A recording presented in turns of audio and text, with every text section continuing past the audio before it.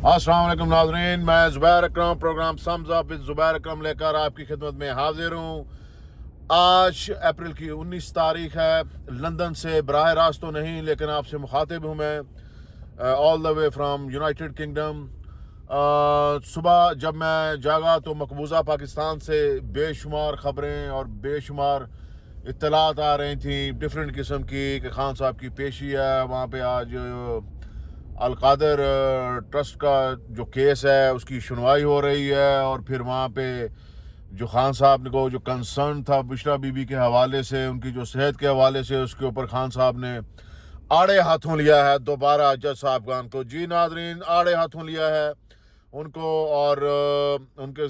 साथ बड़ा सख्ती से पेश आए हैं जज साहब, क्योंकि वो क्वेरी चाह रहे थे, वो अपडेट चाह रहे थे उस बात के ऊपर जो उन्होंने अपनी पिछली पेशी में बुशरा बीबी के हवाले से जज साहब से अपने खदशात का इजहार किया था कि मिलिट्री इस्टेब्लिशमेंट का जो कारिंदा है मुनीरा मिस्त्री, उसको मुनीरा मिस्त्री के नाम से याद किया जाता है, वैसे उसको चीफ ऑफ आर्मी स्टाफ कहा जाता है आसिम मुनीर। तो मकबूजा पाकिस्तान से बहुत सारी खबरें, तो फिर खान साहब ने इजहार किया था कि ये जो मेरी अगर बीवी को कुछ हुआ तो यही वाहद बंदा होगा जिसकी वजह से मेरी बीवी को अगर नुकसान होगा, और मैं अगर ऐसा हुआ तो इसको नहीं छोड़ूंगा। अब जो चीज़ समझ में आ रही है वो ये आ रही है कि इमरान खान साहब हाथ धोकर उसके पीछे पड़ गए हैं मुनीर मिस्त्री के, जो कि मेरे ख्याल में एक खान साहब को ओबियसली इसको वो करना था, क्योंकि खान साहब की लीडरशिप में से कोई बंदा उनके लिए नहीं उठ रहा, उनकी फैमिली के लिए कोई आवाज़ नहीं उठा रहा। फंड्स के बड़े ज़बरदस्त गंभीर किस्म के मसाइल हैं, जो पार्टी फंड्स हैं वो सारे जो जितने भी लीडरशिप है, जो MNA MPs बने, सारी बात है जो पार्टी के फंड्स होते हैं तो वो आपस में अपने लिए इस्तेमाल करते हैं डिफरेंट तरीके से। इसके ऊपर मैं किसी दिन और व्लॉग करूँगा, आपको बताऊँगा कि ये अखराजात कहाँ कहाँ होते हैं, कैसे करते हैं in the name of party. अब चूँकि खान साहब अंदर हैं तो सब उसका नाजायज़ फ़ायदा उठा रहे हैं, और उनकी जो रिहाई के लिए कोशिश कोई भी कहीं से भी नहीं आ रही। तो ये इस तरह के मकबूजा पाकिस्तान के गंभीर किस्म के मसाइल हैं। लेकिन आज का जो हॉट टॉपिक है वो है ईरान इसराइल कॉन्फ्लिक्ट। जो इत्तलात अब तक आ रही हैं, ईरान के शहर अस्फहान में इसराइल ने कुछ तनसीबात के ऊपर, लेकिन ये भी कंफर्म्ड है कि वो शहरी है, वो जो जहाँ पे पब्लिक है, आम पब्लिक है, उनके ऊपर नहीं, ख़ास तौर पे उनकी जो तनसीबात हैं जो ख़ास, उनको निशाना बनाया अस्फहान के अंदर इसराइल ने। अच्छा, इसके ऊपर अब बहुत सारी जो है कयास आराइयाँ हो रही हैं कि उनका ये तबाह हो गया, उनका ये तबाह हो गया, इनका ये तबाह हो गया, लेकिन माजरत,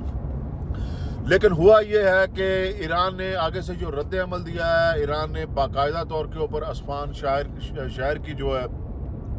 वो फुटेजेस निकाली हैं, और फुटेजेस निकाल के ईरान ने बताया है कि ये देखें, क्योंकि इसराइल की तरफ से नाजरीन ये क्लेम आ रहा था कि इसराइल ने उनका फलां भी उड़ा दिया, ये भी कर दिया, वो भी कर दिया, तबाही फेर दी, और मिज़ाइल दर मिज़ाइल मारे हैं उनके ऊपर। लेकिन इसके बाद जब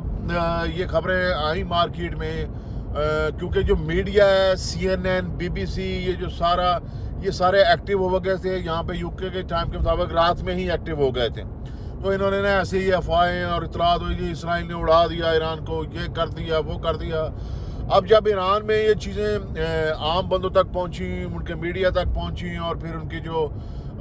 लीडरशिप है, जो मसलों को उसको देखते हैं, जो आला तर्जुमान है, उन्होंने जब देखा तो उन्होंने फिर क्या किया कि जो लेटेस्ट जो वीडियोस हैं वो अस्फहान शहर की उन्होंने रिलीज़ की हैं, जहाँ पे ख़ास तौर पे ऊपर जहाँ पे उनके एटमी रिएक्टर्स हैं, उनका जो प्लांट है, जो एटम बम के हवाले से जो उनकी तनसीबात हैं, उनकी उन्होंने फुटेजेस और बाकी की भी उन्होंने फुटेजेस। अब नाज़रीन, ये पहले तो सीक्रेसी होती थी ना कि वो फुटेजेस ऐसे रिलीज़ नहीं होती, लेकिन अब सैटेलाइट का दौर है, हर जगह से हर बंदे के पास इंटरनेट के ऊपर तस्वीरें पड़ी हुई हैं, तो अब ये शेयर करते हुए कोई भी जो मुल्क है वो हिचकिचाते नहीं हैं। तो उन्होंने अपने सेफ्टी के साथ, प्लस ये है कि दुनिया को बताने के लिए कि इसराइल कितना झूठा है, उन्होंने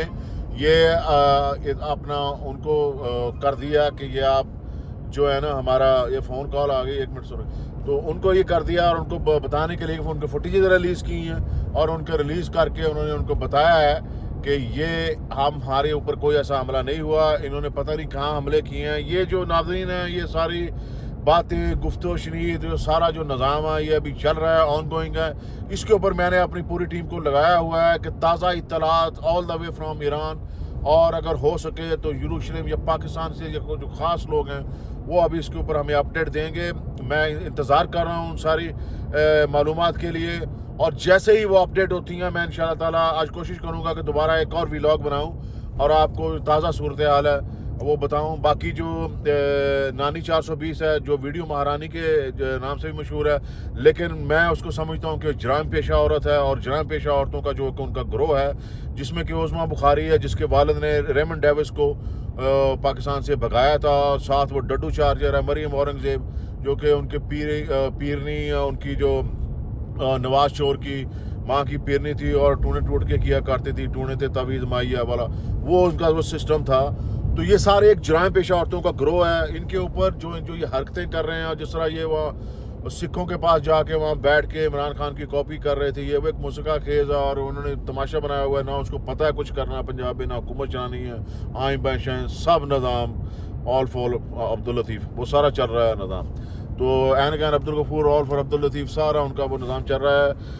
میں اس کے ساتھ ہی آج کے اس ولاگ میں آپ سے اجازت چاہوں گا، اور بہت جلد نئی تازہ صورتحال ایران اسرائیل کنفلکٹ کے اوپر میں دوبارہ ناظرین آپ سے ملاقات کرتا ہوں. اب تک کے لیے اتنا ہی. اپنا خیال رکھیے گا. اس چینل کا بھی لائک کریں، شیئر کریں، بیل آئیکن کے اوپر انگوٹھے کا بٹن ضرور دبائیں، اور کمنٹ باکس میں اپنی آراء کا اظہار ضرور کریں. دوبارہ آپ سے جلدی ملاقات ہوتی ہے ایک نئے ولاگ کے ساتھ. اب تک کے لیے اتنا ہی. اپنا خیال رکھیے گا.